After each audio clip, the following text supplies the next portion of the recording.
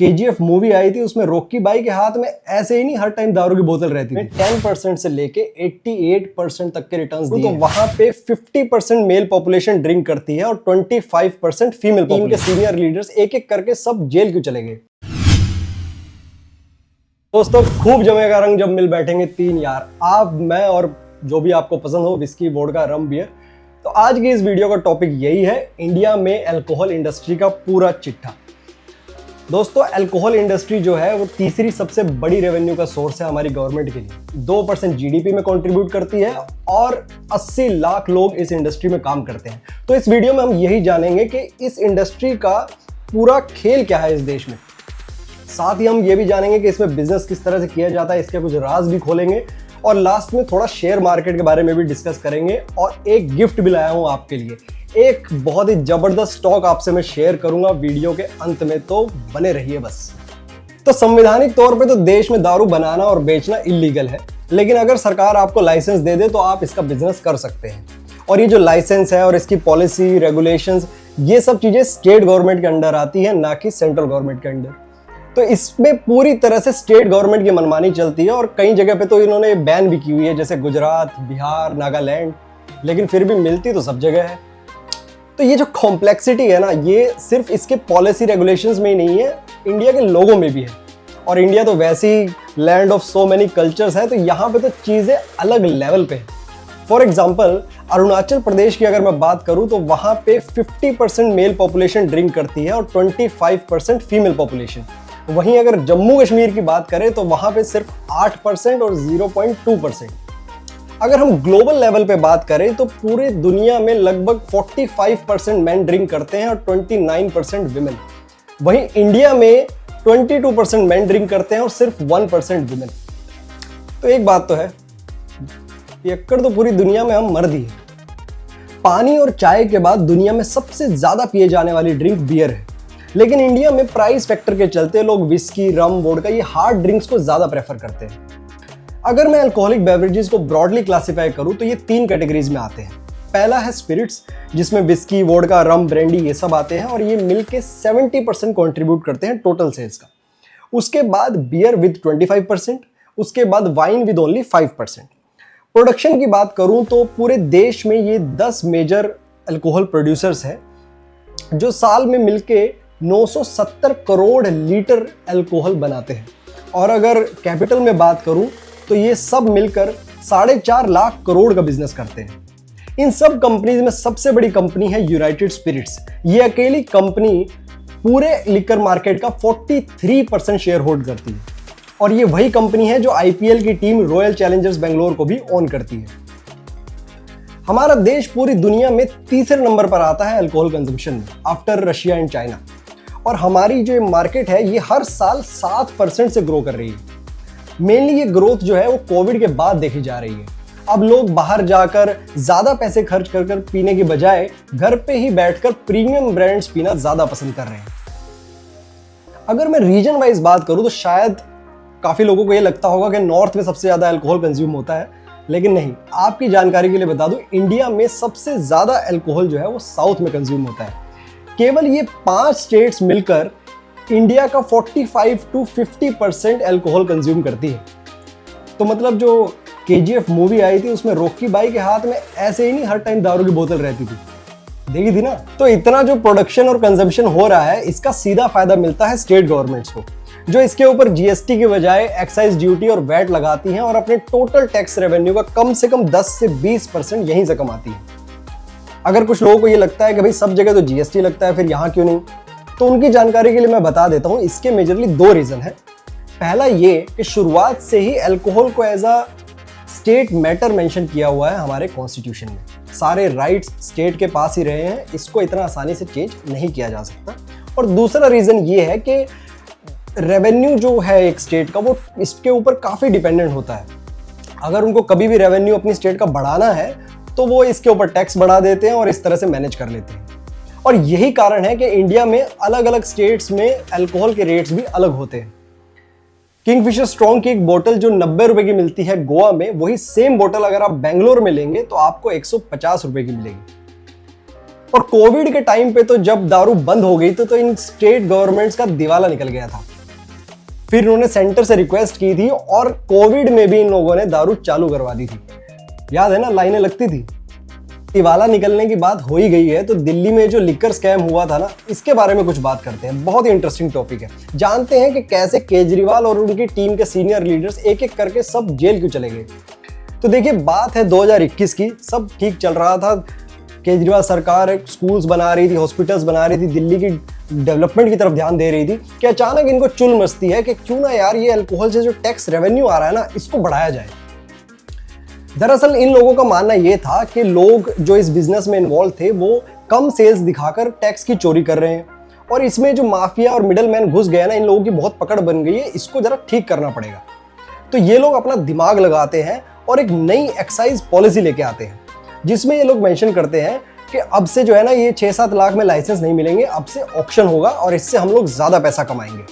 साथ ही ये लोग क्या कहते हैं कि जो ये टाइमिंग है दारू बेचने का, वो 8 बजे से बढ़ा के इसको रात के 3 बजे तक कर देंगे। और साथ ही ये जो प्राइवेट वेंडर्स होते हैं, इनको छूट दे देते हैं कि आप जो है एमआरपी के नीचे किसी भी रेट पे आप दारू बेच सकते हैं। और ये सरकार दावा करती है कि हम ये सब इंप्लीमेंट करके जो हमारा टैक्स रेवेन्यू है उसको 5,000 करोड़ से बढ़ाकर 8,000 करोड़ कर देंगे। ये पॉलिसी इंप्लीमेंट हो जाती है और देखते ही देखते सब कुछ उल्टा होने लग जाता है। टैक्स रेवेन्यू बढ़ाना तो छोड़िए, उसमें और तो और 500 करोड़ का नुकसान होने लगता है। इसके पीछे कई कारण थे। सबसे पहला कारण तो यही था कि ये जो छूट दे दी थी इन्होंने, उससे जो मार्केट में अल्कोहल के जो बड़े प्लेयर्स थे, जो बड़ी बड़ी शॉप्स वाले लोग थे, उन्होंने बहुत सारे ऑफर्स लाने शुरू कर दिए थे, 1+1 और पता नहीं क्या क्या। इससे क्या हो गया था कि जो छोटे प्लेयर्स थे ना, वो मार्केट से आउट हो गए थे।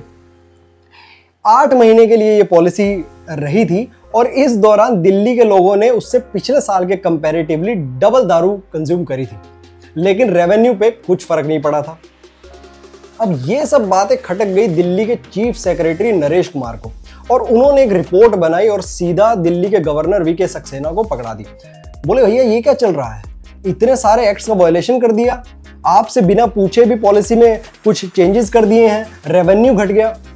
और फिर वहां से सीबीआई और ईडी जो है इसकी जांच में घुस जाते हैं और सबसे पहले जो दिल्ली के डिप्टी सीएम है और उन्हीं के अंडर ये एक्साइज डिपार्टमेंट भी आता था, वो फंस जाते हैं और फिर धीरे धीरे करके बाकी के जो सीनियर लीडर्स हैं वो भी शिकंजे में आ जाते हैं। सीबीआई और ईडी जो है ये लोग मिलके इनके ऊपर मनी लॉन्ड्रिंग और करप्शन के चार्जेस लगाते हैं और कुछ इस तरह की बातें सामने आती हैं कि ये केजरीवाल सरकार ने जो है इस पॉलिसी में साउथ के कुछ बिजनेसमैन, बड़े बड़े पॉलिटिशियंस, उनको फायदा पहुंचाया और बदले में जो है 100 करोड़ रुपए इकट्ठा किए, जिस पैसे को ये लोग आने वाले गोवा और पंजाब के इलेक्शंस में यूज करने वाले थे हवाला के जरिए।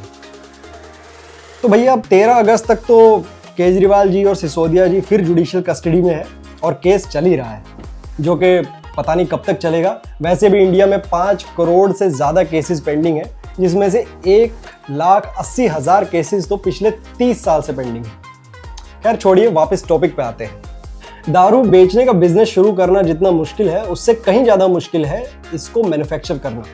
अगर आप एक अल्कोहल मैन्युफैक्चरिंग फैसिलिटी ओपन करना चाहते हैं तो आपको गवर्नमेंट से 99 लाइसेंसेस लेने पड़ते हैं। 3 से 4 साल तो सिर्फ ये अप्रूवल्स और परमिट्स लेने में ही लग जाते हैं और अगर ये सब आपको मिल भी गया तो उसके बाद हर साल 3,000 से 4,000 अलग अलग तरह के कंप्लायंसेस आपको मेंटेन करने पड़ते हैं। साल में 127 टैक्स रिटर्न्स भरने पड़ते हैं। तो मतलब भैया, जो लोग चाह रहे हैं कि अपनी फैक्ट्री खोल लें बियर की, दारू की, तो तैयार रहिए, इसमें बहुत मुश्किल है काम। और अगर मान लीजिए आपने शुरू कर भी दी तो उसके बाद भी कोई गारंटी नहीं है कि आपका बिजनेस चलेगा। फॉर एग्जाम्पल, ये बीरा का ब्रांड का नाम तो आपने सुना होगा। लोग इसकी बड़ी बड़ी सक्सेस स्टोरीज सुनाते हैं कि इतनी बड़ी बियर कंपनी है, मार्केट कैप्चर कर लिया है, ये सब वो सब। तो मैं आपकी जानकारी के लिए बता देता हूँ कि ये कंपनी आज तक लॉस में है। पिछले साल इस कंपनी ने 445 करोड़ का लॉस रजिस्टर किया है। और अगर रिटेल बिजनेस की बात करें, मान लीजिए आप एक वाइन शॉप अगर ओपन करना चाहते हैं तो उसका क्या प्रोसेस है, क्या इन्वेस्टमेंट है, वो ज़रा देखते हैं। तो देखिए, वैसे तो स्टेट टू स्टेट ये प्रोसेस जो है वो डिफरेंट है। कुछ जगह पर साल में एक बार मार्च के महीने में टेंडर निकलता है, आप वहाँ पे लाइसेंस के लिए अप्लाई करते हैं। और कुछ जगह जैसे कि मुंबई है, वहाँ पे आपको परमानेंटली लाइसेंस मिल जाता है, जो आप हर साल लाइसेंस फी दे के रिन्यू करवाते रहते हैं। तो मैं आपको एक जनरल आइडिया देता हूँ। तो अगर आपके पास 250 से 500 स्क्वायर फीट की एक दुकान है, चाहे खुद की है या रेंट पे है, और उसके 100 मीटर के अंदर कोई भी मंदिर, मस्जिद, गुरुद्वारा, कोई स्कूल, कॉलेज, हॉस्पिटल नहीं है, तो आप जो है बेसिक डॉक्यूमेंटेशन से स्टार्ट कर सकते हैं। ये डॉक्यूमेंट्स आपको तैयार करने पड़ेंगे। डॉक्यूमेंट्स तैयार होने के बाद फिर आप जो है एक्साइज डिपार्टमेंट में जाके अप्लाई कर सकते हैं, या फिर जब भी टेंडर निकलता है उस टाइम पे अप्लाई कर सकते हैं। और जो लाइसेंस की कॉस्ट होती है वो मेनली, उसका मैं आपको आइडिया दे देता हूँ। ये डिपेंड करती है कि आपकी जो सिटी है वो टियर 1, टियर 2 मतलब पॉपुलेशन वाइज कौन से टियर में आती है। अब लाइसेंस आपको मिल गया, उसके बाद अब बात करते हैं आपकी दुकान में जो है आपको बेसिक इंफ्रास्ट्रक्चर, इंटीरियर पे कम से कम 8-10 लाख का खर्चा करना पड़ेगा, और शुरुआत में कम से कम 10 से 12 लाख का तो आप स्टॉक भी लेंगे। तो इस सब चीज़ों को मिला लिया जाए तो मोटा मोटा देखा जाए तो 25 से 30 लाख रुपए का आपका इनिशियल खर्चा, इन्वेस्टमेंट है। और अगर अर्निंग्स की बात करें तो देखिए वो सेल्स पे डिपेंड करता है कि आपके एरिया में किस तरह की सेल्स है, क्या क्राउड है, क्या कंपटीशन है। लेकिन जो भी आपकी टोटल सेल्स है उसका कम से कम 20 से 30% का जो है आप नेट प्रॉफिट एक्सपेक्ट कर सकते हैं। लेकिन ये इतना आसान नहीं है। पैसा बहुत लोगों के पास है, लेकिन लाइसेंस हर किसी को नहीं मिलता है, और टेंडर भी बहुत लोग भरते हैं। तो इसमें एक हिडन कॉस्ट है। आपके एरिया के कोई मिनिस्टर, विधायक या कोई गवर्नमेंट के हाई रैंक्ड ऑफिसर को आपको अप्रोच करना पड़ेगा, पैसा वैसा खिलाना पड़ेगा, तभी आपका जो है लाइसेंस मिलने का चांस बढ़ेगा। और ये बिजनेस रन करना भी बहुत रिस्की है। मतलब अगर आपकी मानिए शॉप पे कोई लड़ाई हो जाती है या किसी तरह कोई डिस्प्यूट हो जाता है और पुलिस इन्वॉल्व हो जाती है ना, तो आपका जो लाइसेंस है वो पुलिस कैंसिल भी करवा सकती है। तो मतलब पैसा और पकड़ दोनों चीजें जिस आदमी के पास है वो ये बिजनेस कर सकता है। तो जैसे जैसे लोगों की डिस्पोजेबल इनकम बढ़ती जा रही है, वैसे ही अल्कोहल की एक्सेस भी बढ़ती जा रही है। मार्केट में नए नए प्रोडक्ट्स और कैटेगरीज आ रहे हैं, और इस सब से जो लिकर मार्केट है वो बहुत अच्छा ग्रो कर रहा है, जिसका आउटकम आपको इन कंपनीज के शेयर प्राइसेस में देखने को आराम से मिल जाता है। अगर मैं सिर्फ इन 5 कंपनीज की बात करूं तो इन्होंने पिछले 1 साल में 10% से लेके 88% तक के रिटर्न्स दिए हैं। तो मतलब इंडस्ट्री तो अच्छी है, और आपके पोर्टफोलियो में अगर एक लिकर कंपनी है तो आप अच्छे रिटर्न्स एक्सपेक्ट कर सकते हैं। लेकिन क्योंकि ये गवर्नमेंट से डायरेक्टली लिंक्ड इंडस्ट्री है तो थोड़ा सोच समझ कर ही इन्वेस्टमेंट करना चाहिए। तो जैसा कि मैंने आपसे कहा था कि वीडियो के अंत में मैं भी आपको एक शेयर सजेस्ट करूंगा, अब उसकी बात करते हैं। तो ये जो कंपनी है ये महाराष्ट्र बेस्ड एक स्मॉल कैप कंपनी है। 1981 से ये कंपनी अल्कोहल मैन्युफैक्चरिंग और मार्केटिंग के बिजनेस में है। पिछले 3 साल से इस कंपनी का रेवेन्यू और नेट प्रॉफिट पॉजिटिवली ग्रो कर रहा है। फॉरेन इंस्टीट्यूशनल इन्वेस्टर्स हर साल इसमें अपना इन्वेस्टमेंट बढ़ा रहे हैं। इस कंपनी के ऊपर कोई डेट नहीं है। सेक्टर पीई जो अभी 28 पे है, तो इस कंपनी का पीई अभी 11.9 है। ये शेयर अभी 800 रुपीज पे ट्रेड कर रहा है, और इसने अपने 5 साल पुराने रेजिस्टेंस 770 को बहुत ही स्ट्रांगली ब्रेकआउट कर दिया है। तो आप शॉर्ट टर्म में 950 का टारगेट और थोड़ा सा लॉन्ग टर्म में 1250 का टारगेट आसानी से एक्सपेक्ट कर सकते हैं। इस शेयर का नाम है GM ब्रूरीज।